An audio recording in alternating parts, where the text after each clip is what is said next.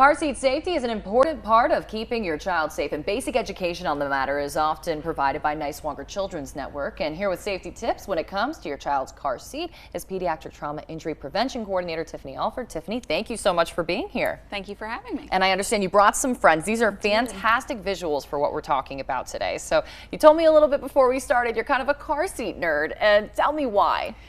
So I just really love helping families make sure their car seats are installed correctly, because it becomes such a mundane part of their everyday in transporting their kids. But there are so many important things to know about car seats, and I just love the opportunity to educate on that. And I'm learning a little bit even with you bringing in these visuals, because I thought 6 years old, you've grown out of a car seat. Let's start here with our buddy, our 6-year-old, 48 inches tall. Looks a little big for a car seat, but that is not the case, right? Yeah, so this friend is in a booster seat right now.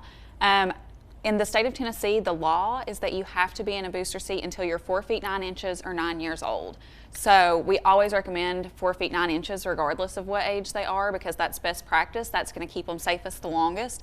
But by law, they do have to be in a booster seat until they're 4 feet 9 inches or 9 years old. That is important to know. I did not know that. Now, this is probably more of a common seat that we see. How old is our buddy here? So this friend is 16 months old. He would actually be rear facing because he does meet the height and weight requirements to be rear facing in this seat. This seat goes rear facing up to 40 pounds. So I would recommend to any family to keep their kid rear facing up until they're 40 pounds in this seat, because it's always going to be safest to keep them rear facing for as long as the seat will allow. And now with this one, you mentioned either an age or a height. So you said 40 pounds? So this one, you just kind of abide by the height and weight limits that the manufacturer provides with the car seat.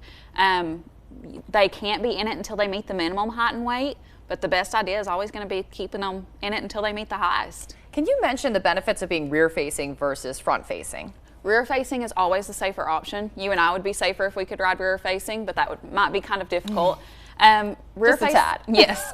Rear facing is going to help support the head and neck the best. And for those kiddos that head and neck muscles are still developing and stuff, that support's really important. So in the event of a crash, the head and neck are going to kind of not absorb that crash force and not sling forward the way they would if they were forward facing. And for our babies, always rear facing. That is this one right Yes. here, correct? Always rear facing. State law in Tennessee says they have to be rear facing up until 1 year old, but we highly recommend still keeping them rear facing after that until they outgrow the height and weight limit of the seat. So those are the basics. Of course, we're looking at the straps here. Proper strapping in is crucial when using these seats. That's step 2, really, right? Yes, so we always want to make sure that harnessing is done correctly. So for a rear facing child, we want the harness straps to be at or slightly below the shoulders. When they're forward facing, we want them to be at or slightly above. We want to make sure the harness straps are tight, and you can do that by doing the pinch test. So you just rub your fingers over the webbing of the harness. If it pinches up, it's too loose, and you need to pull the string and tighten it a little bit more. And then we also want to make sure this chest clip or retainer clip is at armpit level, because if it's too low, it's not going to hold those harness straps together in the event of a crash, and the child can actually slide up out of the seat. And I understand you brought some popular products that actually are not approved, which is kind of weird to me, because you sell them, you think that they're fine, they're safe, you want to use them in your car. Debunk this for me. Yeah, so we have these monkey little shoulder strap covers. Lots of people love to use these. They're cute, they're fluffy, they're like, oh, let's add this to the car seat.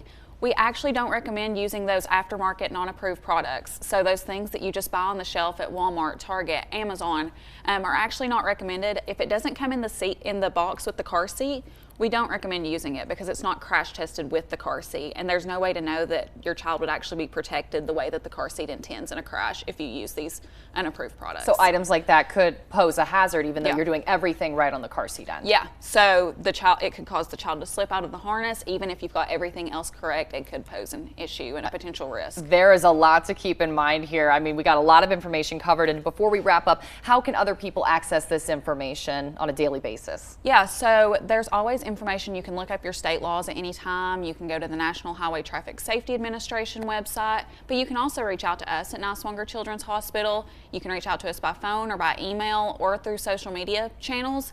But we also have community checkpoints that we offer from time to time that community members are welcome to come to, get their car seat checked by a certified technician for free, and be on their way knowing that their child is safe. All right, Tiffany, thank you so much. All that information, hope you absorb it at home, especially if you are a parent. We'll be right back.